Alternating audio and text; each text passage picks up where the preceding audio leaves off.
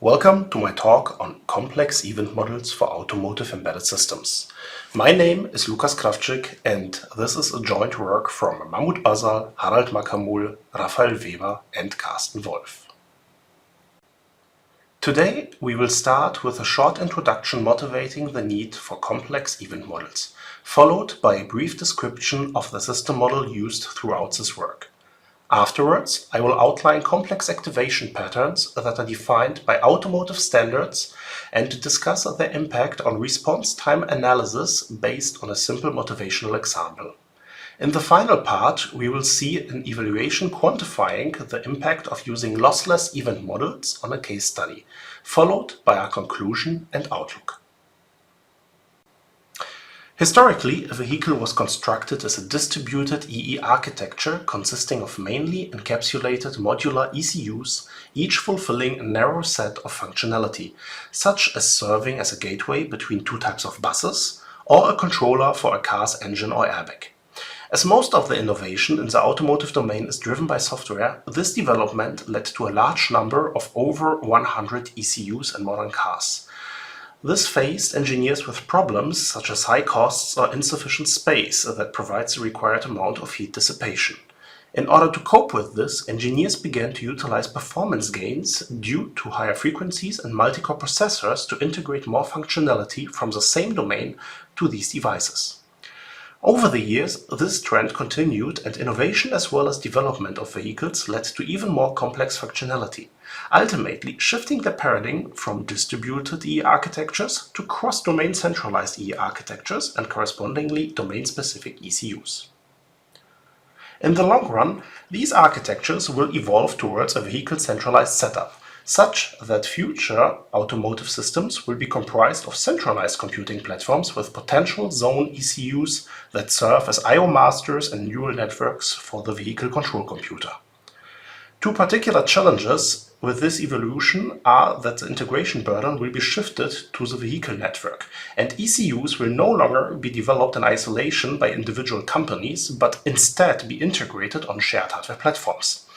Correspondingly, it will become an integrator's responsibility to ensure that software from different sources will operate according to system specifications, which will be non-trivial as only abstract information of a supplier's IP will be available.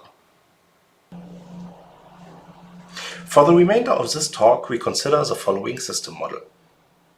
Each task is characterized by its worst-case execution time, which denotes the maximum duration a processing unit requires to fully process any job of this task, its relative deadline, which specifies by when each job of the task needs to respond, a scheduling parameter, in our case the priority, and an event model which is specific to the task's activation pattern. Each event model formally describes a particular stream of activation events, where each event denotes the release of a task instance. It consists of a set of activation pattern-specific parameters, such as occurrences, jitters, or minimum inter-arrival times, a set of so-called arrival functions, and a set of distance functions. Arrival functions quantify bounds on the number of activation events for a given time interval. In this example, you can observe that the upper bound arrival function for an interval delta t with a size of 16 time units returns 2 activation events. Equivalently, the lower bound arrival function for the same time interval returns no activation events. The distance function quantifies the minimum and maximum distances between an activation events. In this example, you see that the minimum inter-arrival time between two activation events is 15 and the maximum inter-arrival time between two activation events is 20. Arrival functions are well known to be used in response time analysis techniques such as compositional performance analysis and real-time calculus. Since our work did not extend existing techniques other than adding support for different trigger patterns, I will not go into detail on how these techniques work and instead refer to existing literature on this topic. Now that the notation throughout this work has been clarified, let us discuss the variety of activation patterns that can be encountered in modern automotive systems. The most common and most versatile activation pattern is the periodic or PJD pattern. Its name is deducted by its describing attributes, the period, jitter, and minimum distance between two subsequent activation events. This activation pattern is encountered in a large amount of automotive control applications and capable of representing different trigger schemes based on its describing parameters. An example of the trigger pattern generated by a periodic stimulus is illustrated in the figure to the right. Here you can see that the task is activated every 3 time units, may face a jitter of 5 time units, and in which every 2 activation events are separated by at least 1 time unit. The critical instant here is formed if, due to the jitter, the very first 2 activation events are shifted to time instance 0 and 1, and the activation event that's supposed to be released at time instant 1 is shifted to time instant 2. Such a construct is also known as a periodic activation with an initial burst and is typically encountered when dealing with systems that may suffer from a high initialization load, in which tasks are not processed by its send queued and then resume processing or continue processing as soon as the system utilization goes down. The relative periodic stimulus can be considered as a special case of the periodic stimulus. In contrast to the periodic stimulus, the period is measured relatively to the preceding job. From a practical point of view, this allows to model trigger patterns that are drifting, which is usually observed if tasks are executed on different ECUs. Typically, the relative distance is specified in terms of a distribution function that represents the relative distance of a job to its predecessor. However, as we are interested in best and worst case bounds, we abstract from this description and extract the respective minimum and maximum distances, T- and T+. An example of the trigger pattern generated by a relative periodic stimulus is illustrated in the figure to the right.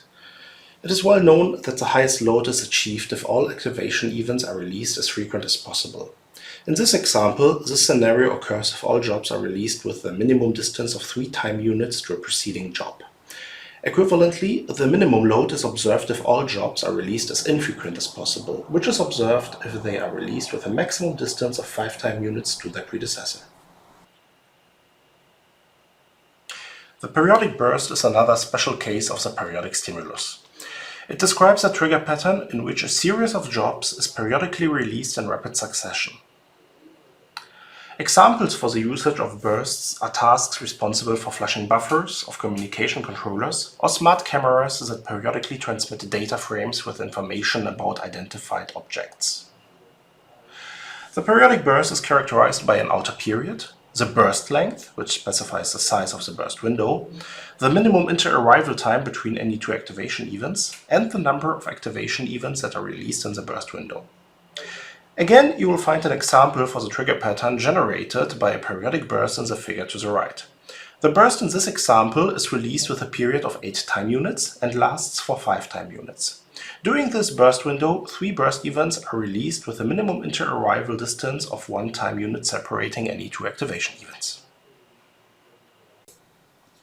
Finally, periodic syntactic patterns are used to describe specific occurrence schemes in which activation events repeat periodically at fixed offsets relative to the start of a period. Some examples in which such patterns can be observed are polling operations from peripheral devices or copy operations. The periodic syntactic pattern is characterized by an outer period T, a set of internal trigger points, each denoting a single activation event with an offset relative to the start of the period. An illustration for the trigger pattern is depicted to the right. The stimulus is released with a period of 8 time units and consists of 4 activation events that are executed with a relative distance of 2, 4, 6 and 7 time units to the start of the period.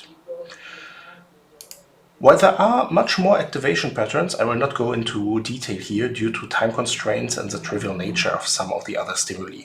For an explanation of these, as well as the corresponding arrival and distance functions, I'd like to refer to our paper.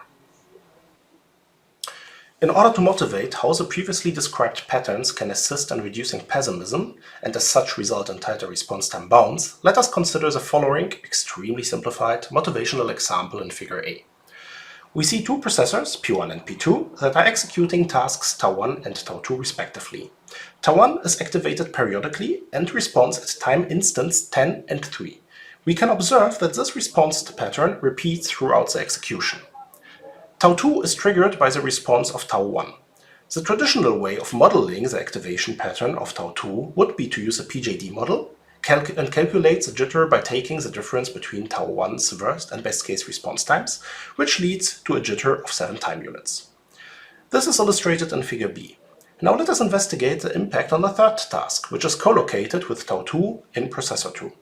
We assume a fixed priority preemptive scheduling strategy and that the priority of Tau 2 is higher compared to Tau 3. The first thing to notice is that the activation pattern no longer reflects the pattern from Figure A, which means that we have performed a lossy transformation here. As a consequence, the response time analysis for Tau 3 will, in this case, return an upper bound of 24. Now let us assume the trigger pattern for Tau 2 is modeled using a more accurate, lossless activation pattern that actually reflects the pattern from Figure A, as illustrated in Figure C. As the pattern was repeating every 2 periods, we can specify a periodic synthetic stimulus with a period of 24 and specify individual offsets for each activation event, here 7 and 12. As a result, a response time analysis on Tau 3 will no longer assume a preemption at time instant 17 and determine an upper bound of 20. So much for the motivational example. Of course, real systems are much more complex, so in order to evaluate the improvement on real-world systems, we have developed a case study that is constructed from 2 industrial challenges. The system consists of 2 general-purpose CPUs as well as a shared accelerator. In terms of software, we have 13 tasks, out of which 10 are periodically activated, 6 on CPU 1 and 4 on CPU 2, and 3 chained tasks that are executed on the accelerator. For the remainder, we neglect any communication delays and use the open source tools SIMSO and PyCPA to obtain job-level response times and perform a static analysis on the model. Now let us take a glimpse on the evaluation results. We recall that the activations from Tau 17 and Tau 18 depend on the responses from Tau 15 and 16. Due to the large differences between worst and best case response times, both Tau 17 and 18 suffer from a high jitter, which has a negative impact on the response time bounds when modeling the trigger pattern in terms of a PJD stimulus. However, when we inspect the actual trace of Tau 16, we notice that each job will respond with a worst case response time of 697 milliseconds, as you can see in the dashed boxes, revealing that the assumptions are overly pessimistic. In order to remove this pessimism, let us attempt a different approach and model the trigger patterns for Tau 17 and 18 in terms of a periodic synthetic stimulus. For this, we specify a periodic synthetic stimulus with a period equal to the hyperperiod of all tasks, in this case 1000, and take the individual job-level response times from Tau 15 and 16, which are then taken as individual trigger points. This results in bounds on response times for Tau 17 and 18 of 131 and 988 milliseconds respectively. Compared to the bounds obtained using a PJD trigger pattern, the pessimism using this lossless model was ultimately reduced by 8 and 32%. In summary, this talk has provided an overview of the activation patterns used when specifying automotive systems and outlined the use cases for which these patterns are applied. Moreover, we have derived event models corresponding to the activation patterns, which allows their usage in response time analysis. Our evaluation has shown that the increased accuracy of using proper event models can reduce the pessimism in response time analysis compared to using lossy abstractions.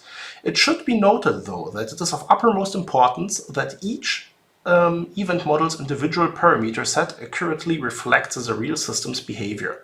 For instance, assuming a wrong jitter or fixed job level response time when in reality these times will deviate, will lead to optimistic and hence inaccurate bounds, eventually making these models error prone to engineers due to the larger amount of parameters that need to be derived. If guarantees, however, can be provided, for instance by a supplier who is distributing such a description along with an ECU or software binary, these models will support integrators with more accurate descriptions, eventually preventing them from using over-provisioned hardware. With regards to our next activities, we will investigate how to extract event models using a semi-automated way using simulations and static analysis techniques. For the references used during this talk, I'd like to refer to this slide. As a final remark, this work has been partially supported by the German Federal Ministry for Education and Research in the context of the European Research Project Panorama. Thank you very much.